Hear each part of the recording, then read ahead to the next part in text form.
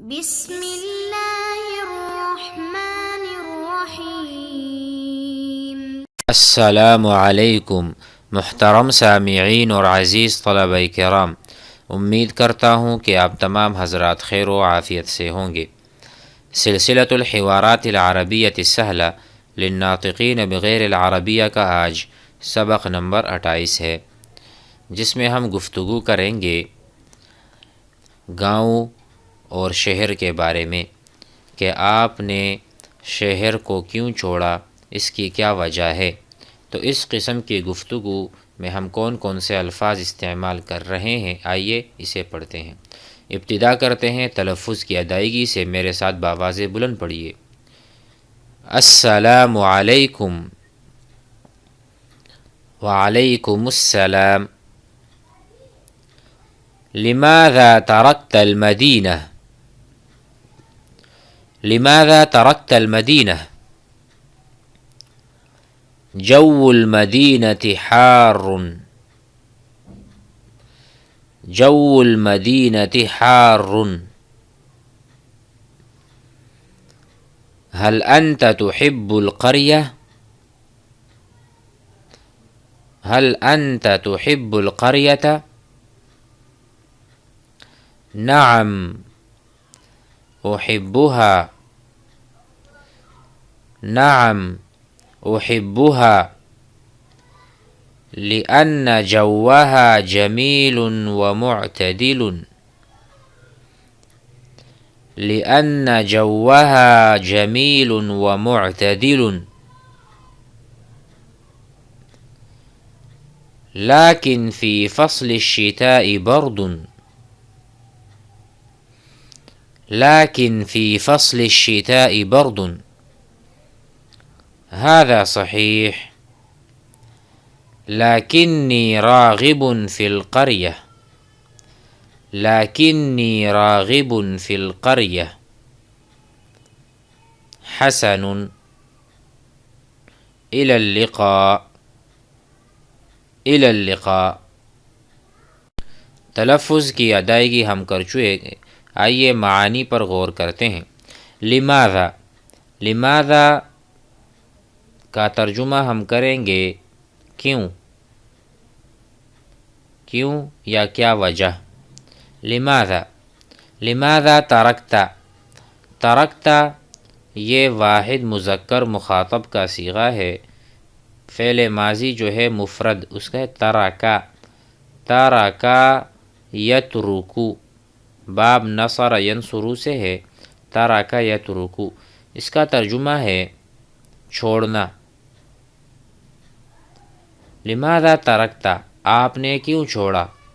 لماذا ترکت، لماذا کیوں، ترکت چھوڑا، المدینۃ شہر، مدینہ کہتے ہیں شہر کو عربی زبان میں۔ لماذا ترکت المدینۃ، آپ نے شہر کیوں چھوڑا، آپ نے شہر کو کیوں چھوڑا۔ لماذا کا ترجمہ آپ کے سامنے ہے کیوں، ہم اس کو استعمال کریں۔ لماذا تذهب، لماذا تذهب، آپ کیوں جا رہے ہیں، آپ نے یاد کیا تھا ذهب یذهب جانا، لماذا کیوں، تذهب آپ جا رہے ہیں، تو اس کا پھر جواب آپ بتا سکتے ہیں اذهب لعمل کذا و کذا، لعملی کسی کام سے جا رہا ہوں۔ تو ہم نے سیکھ لیا ترکا یترکو کا یہی معنی ہے۔ اگر میں اس کو اس طرح کہوں مضارع میں، اترکو، اترکو الحقیبۃ، اترکو الحقیبۃ، میں اپنا بستہ یا میں اپنا بیگ چھوڑتا ہوں، اترکو میں چھوڑتا ہوں، اترکو کا میں آپ کو چھوڑتا ہوں، اترکو کا دیکھیں، اترکو تو وہی ہے جو ہم نے ابھی یہاں پر سیکھا، اترکو میں چھوڑتا ہوں۔ اترکو کا اگر ہم لکھیں گے تو اس طرح لکھیں گے، اترکو کا، اچھا اس کو اگر آپ نہ بھی لگائیں گے تو پھر بھی کاف کاف ہے، اترکو کا میں آپ کو چھوڑتا ہوں۔ تو اس طرح ہم اس کو سیکھ لیں۔ لماذا ترکتا آپ نے کیوں چھوڑا المدینہ مدینہ شہر کو؟ تو اس نے جواباً کہا جو المدینتی حار، جو الجو کے بارے میں ہم نے پڑھا تھا، جو کہتے ہیں الجو موسم کو، موسم، جو المدینتی شہر کا موسم، المدینہ شہر کو کہتے ہیں، تو اس کا ترجمہ بنا شہر کا موسم، شہر کا موسم حارن، حارن کہتے ہیں گرم کو، حارن گرم، تو آپ نے کہا کہ شہر کا موسم گرم ہے۔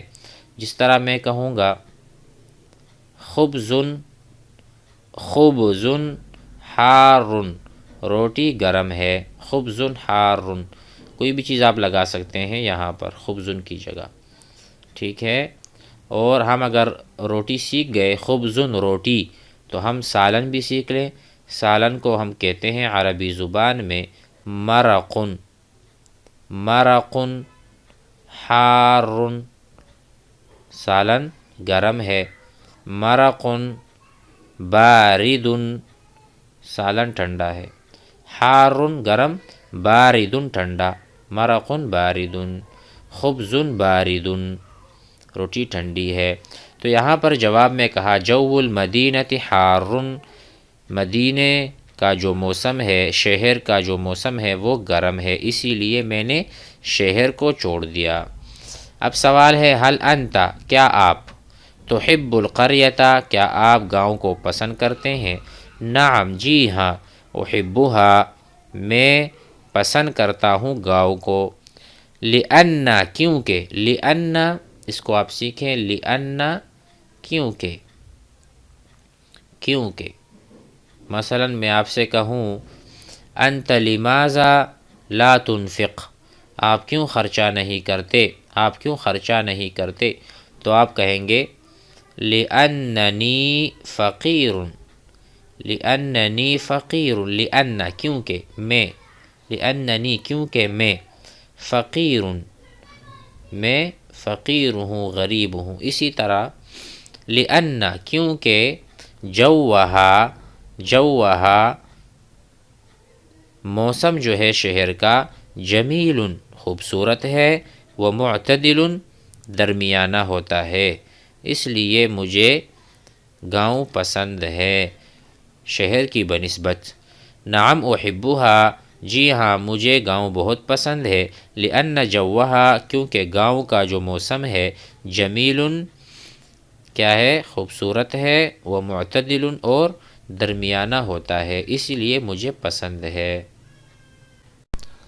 اچھا اس کے بعد ہے لیکن، لیکن، لیکن، لیکن کا ترجمہ ہے لیکن،